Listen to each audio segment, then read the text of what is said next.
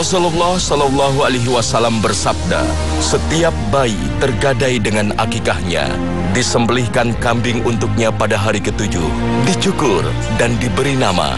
Hadis riwayat Abu Daud, At-Tirmizi, Ibnu Majah.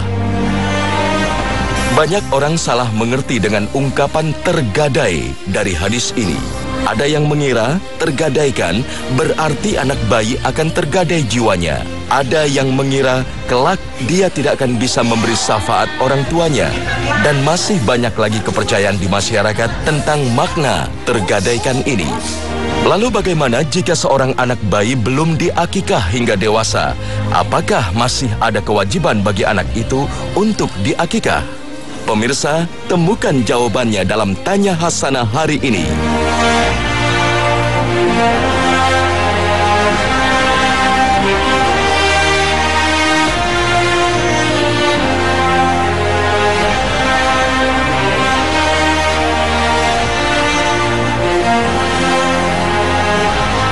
Assalamualaikum warahmatullahi wabarakatuh. Selamat pagi pemirsa Trans 7, Hasanah Ensiklopedia Islam Dunia. Pagi ini kembali hadir untuk berbagi wawasan dan saling berwasiat dalam kebajikan.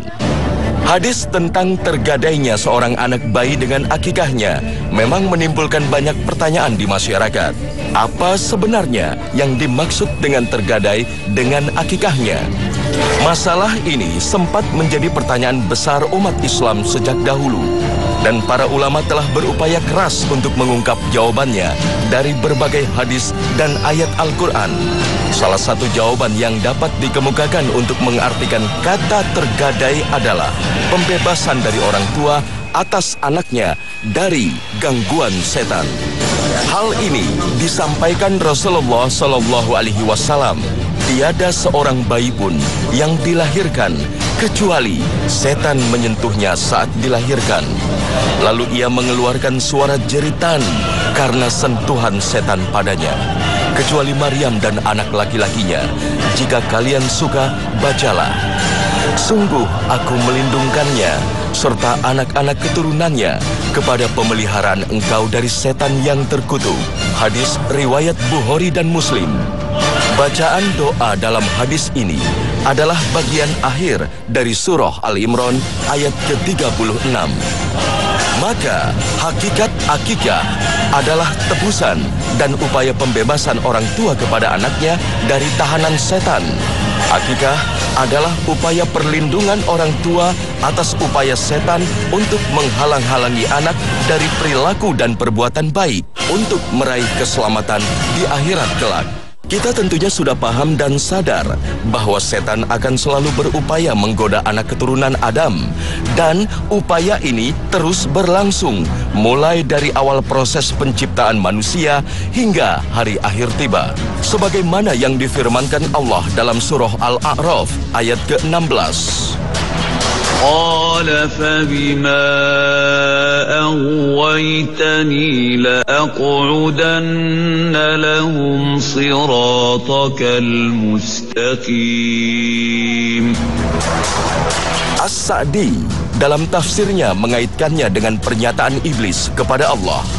Karena engkau telah menghukum saya tersesat, maka saya benar-benar akan menghalang-halangi manusia dari jalanmu yang lurus. Aku akan berusaha semampuku untuk mencegah manusia agar tidak berjalan pada jalan yang lurus. Pernyataan dan sumpah setan kepada Allah untuk selalu menggoda manusia inilah yang dimaksud dengan tergadai dengan akikahnya, yaitu anak yang baru lahir menjadi sasaran godaan setan.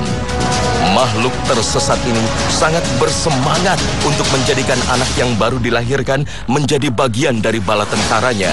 Maka Allah mewahyukan kepada Rasulullah Shallallahu Alaihi Wasallam untuk mengadakan akikah dengan cara menyembelih kambing. Akikah adalah penebus gadai anak dari godaan setan. Bersama seorang bayi ada akikah, maka alirkan darah, yaitu sembelihan akikah untuknya, dan singkirkan kotoran, yaitu cukurlah rambutnya. Hadis riwayat Bukhari, Abu Daud, dan Tirmizi. Dengan demikian, ada dua makna yang bisa dipahami dari penyelenggaraan akikah seorang anak bayi. Makna pertama adalah upaya dari orang tua agar sejak awal kehidupannya sang anak terbebas dari godaan setan yang menjerumuskan pada perbuatan maksiat. Akikah bagaikan sebuah peletakan batu pertama atas bangunan akhlak yang soleh atau solihah. Harapan atas keluhuran budi dan perilaku yang islami akan membawa orang tua memiliki sebuah aliran kebaikan meski telah meninggal dunia. Apabila anak Adam meninggal dunia, maka terputuslah segala amal kebaikannya, kecuali 3 macam amal: harta yang diwakafkan, ilmu yang bermanfaat, dan anak yang soleh yang selalu mendoakan orang tuanya. Hadis riwayat Muslim. Makna kedua atas akikah adalah pengingat manusia bahwa sejatinya semua yang ada di dunia adalah sementara. Kelahiran buah hati pasti akan diiringi dengan ketetapan kapan hari kematiannya. Akikah adalah sebuah pemandu bagi sebuah keluarga bahwa hidup dan kehidupan dunia akan berujung pada kekekalan ukhrawi. Maka akikah adalah penjaga agar kesucian jiwa buah hati dapat dipertahankan ketika tiba hari akhir. Akikah adalah sebuah jalan agar si bayi terbebas dari gangguan setan dan akan tumbuh dewasa dan memiliki fokus hidup untuk menuju surga. Kebahagiaan atas karunia seorang anak tak hanya dirasakan orang tua, tapi ada pihak lain yang turut bergembira, yaitu setan. Karena lahirnya satu anak manusia berarti bertambah pula incaran setan untuk bisa dijadikan temannya di neraka. Maka para setan akan menggoda sekuat tenaga. Jika demikian, setiap bayi hendaknya diakikahi. Bagaimana jika hingga dewasa seorang anak bayi belum juga diakikah? Sebelum dijelaskan masalah orang dewasa yang belum diakikah, perlu diketahui sebenarnya apakah hukum akikah itu.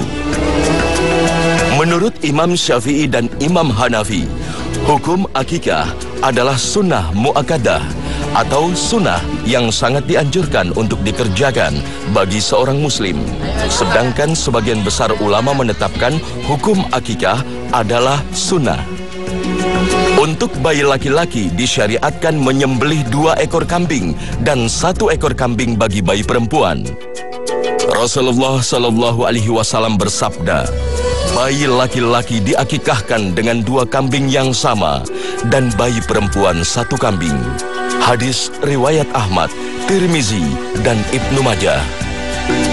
Para ulama memaknai akikah sebagai hewan yang disembelih untuk bayi yang baru lahir, sebagai bentuk syukur kepada Allah Subhanahu wa Ta'ala, yang bersama Ar-Razak, Ar-Razik, Zat yang Maha Pemberi rezeki. Akikah dikerjakan dengan niat dan syarat yang khusus. Lalu bagaimana dengan kriteria hewan yang disembelih untuk akikah? Sedapat mungkin disamakan dengan kriteria hewan kurban, yakni kambing dalam keadaan sehat, tidak cacat, pincang, dan buta sebelah, serta telah memasuki masa untuk disembelih. Cara penyembelihannya pun diusahakan untuk menghadap kiblat, dilakukan tanpa menimbulkan siksaan yang berlebihan terhadap hewan. Bagian yang harus terputus saat disembelih adalah jalan darah, nafas, dan makanan. Hanya saja yang membedakan dengan sembelihan kurban, daging hewan kurban dibagikan dalam keadaan mentah, sementara akikah yang dibagikan adalah masakan dan olahan daging kambing. Jika cara penyembelihannya sama dengan hewan kurban, bagaimana dengan jenis hewannya?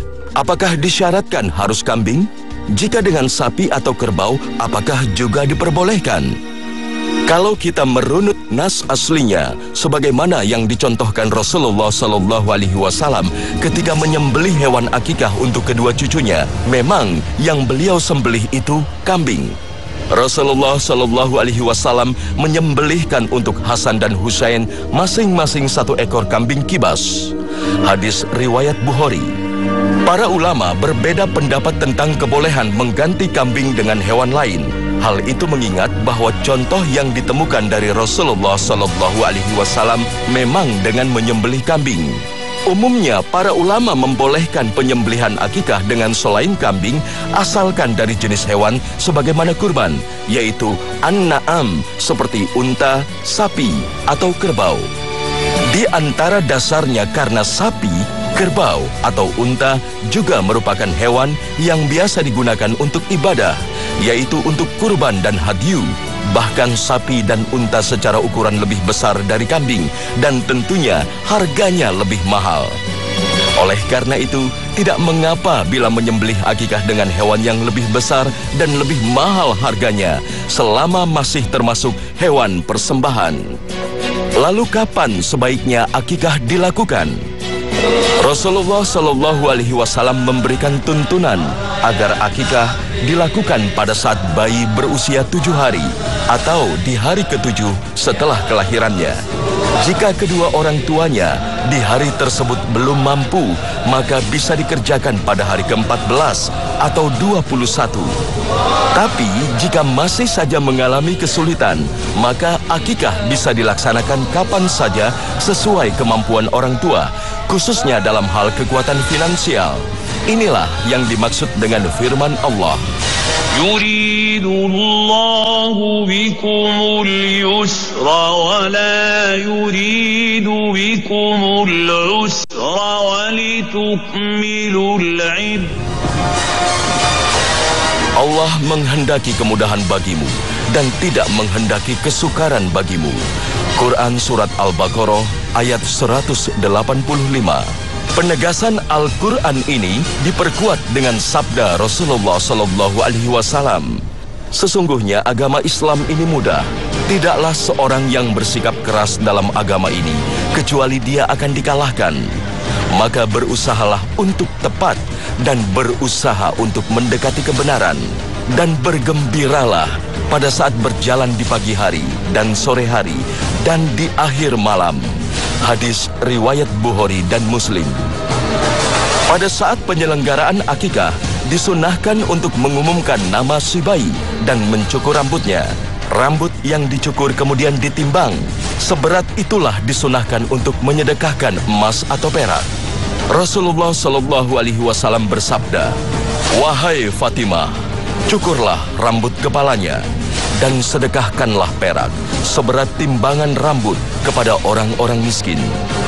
Pertanyaan yang kemudian banyak muncul dan beredar di masyarakat adalah jika hingga dewasa orang tua si anak secara ekonomi tidak juga mampu atau mungkin telah meninggal dunia, bolehkah si anak itu sekalipun sudah dewasa mengakikahkan dirinya sendiri? Menurut Imam Syafi'i dan Imam Ahmad bin Hambal, seorang anak yang belum diakikah hingga dewasa boleh diakikah bahkan oleh dirinya sendiri. Namun begitu, menurut Imam Syafi'i, sebenarnya akikah adalah kewajiban dari orang tua, terutama seorang ayah. Maka ketika seorang anak telah dewasa, tidak disunahkan untuk mengakikahi dirinya sendiri. Karena hal ini bukanlah kewajiban baginya terkait dengan statusnya sebagai seorang anak. Akikah merupakan bentuk rasa syukur dari pasangan orang tua. Dan rasa syukur sesuai dengan ajaran Islam akan selalu lekat dengan semangat untuk bersedekah dan berderma. Kelahiran buah hati adalah sebuah karunia dan rezeki dari Allah Subhanahu wa Ta'ala. Anak adalah penyambung nasab, maka Islam menuntun umatnya untuk mensiarkan berita gembira lahirnya keturunan penerus nama baik keluarga. Semoga semangat untuk membagi kebahagiaan dengan cara bersedekah dan berbagi kepada sesama dalam akikah kelak akan menuntun si anak untuk tidak berupaya menghabiskan sisa umurnya untuk mengejar dan menumpuk kekayaan duniawi.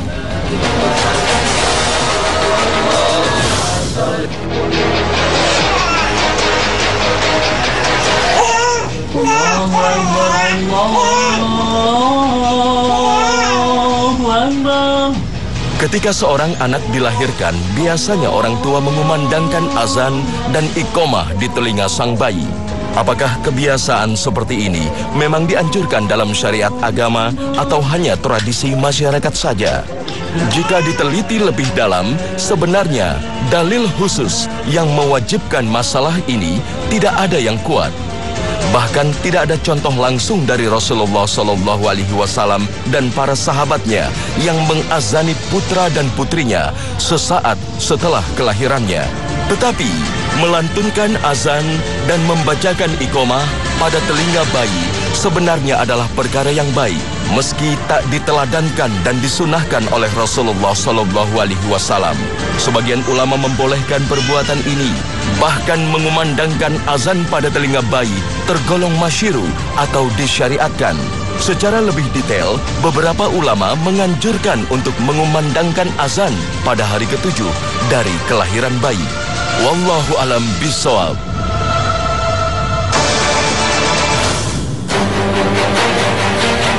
Salah satu pola asuh Islami adalah menghitankan anak laki-laki, dan hitan adalah sebuah fitrah dari seorang manusia, sebagaimana sabda Rasulullah SAW. Sunnah-sunnah fitrah itu ada 5. Hitan, mencukur bulu kemaluan, memendekkan kumis, memotong kuku, dan mencabut bulu ketiak. Hadis riwayat Bukhari dan Muslim. Maka hitan utama pada anak laki-laki adalah sebuah kewajiban, dan beberapa orang tua memilih untuk menghitan putranya pada saat ia masih bayi. Sedangkan sebagian lain biasanya memilih untuk menghitan anak lelaki pada saat ia telah memasuki masa akil balik. Hal ini sebenarnya hanyalah masalah pilihan, tidak ada hubungannya dengan hukum agama. Jika sang anak telah dihitan, baik dilakukan saat masih bayi atau akil balik, maka gugurlah kewajibannya. Selain melakukan hitan, tidak ada anjuran lain dalam syariat agama. Sementara tasyakuran atau walimahan yang kini sudah menjadi adat istiadat di masyarakat bukanlah sebuah kewajiban, akan tetapi hanyalah sebuah ungkapan rasa syukur saja. Tidak ada anjuran atau larangan dalam pelaksanaannya. Namun yang perlu dicatat, jangan sampai kebiasaan melakukan tasyakuran itu menjadi beban bagi orang tua anak. Jika memang tidak ada kemampuan, maka tidak mengapa tanpa dilakukan tasyakuran. Jangan sampai anak yang telah beranjak usia dewasa menjadi minder dan rendah diri karena belum dihitan dengan alasan ketiadaan biaya untuk menjamu keluarga dan tetangga. Para ulama berbeda pendapat soal hukum hitan. Ada yang menyebut wajib dan ada pula ulama yang menyebut sunnah. Namun Imam Syafi'i dan Imam Ahmad bin Hambal mengatakan hukum hitan wajib. Inilah yang diikuti banyak masyarakat di tanah air. Pendapat ini didasarkan pada firman Allah. Kemudian kami wahyukan kepadamu untuk mengikuti milah Ibrahim yang lurus. Quran Surat An-Nahl ayat 123. Kita diperintah untuk mengikuti milah Ibrahim alaihissalam karena merupakan bagian dari syariat kita. Nabi Ibrahim juga berhitan. Dengan begitu, hitan termasuk syariat yang ditetapkan dalam syariat Islam. Rasulullah SAW bersabda, Nabi Ibrahim alaihissalam berhitan saat berusia 80 dengan kapak. Hadis riwayat Bukhari dan Muslim. Hitan buat perempuan dalam syariat Islam memang tidak seperti hitan buat anak laki-laki. Hitan untuk anak laki-laki terkait dengan masalah kesucian dari najis. Sedangkan untuk anak perempuan tidak ada kaitannya, sehingga pelaksanaannya diserahkan kepada adat dan kebiasaan yang berlaku di suatu negeri. Di antara dalil tentang hitan bagi wanita adalah sebuah hadis, meski tidak sampai derajat sahih, bahwa Rasulullah SAW pernah menyuruh seorang perempuan yang berprofesi sebagai penghitan anak wanita. Rasulullah SAW bersabda, sayatlah sedikit dan jangan berlebihan, karena hal itu akan mencerahkan wajah dan menyenangkan suami. Jadi untuk wanita dianjurkan hanya memotong sedikit saja, namun tidak seperti laki-laki yang memang memiliki alasan yang jelas untuk berhitan dari sisi kesucian dan kebersihan. Hitan bagi wanita lebih kepada sifat pemuliaan semata.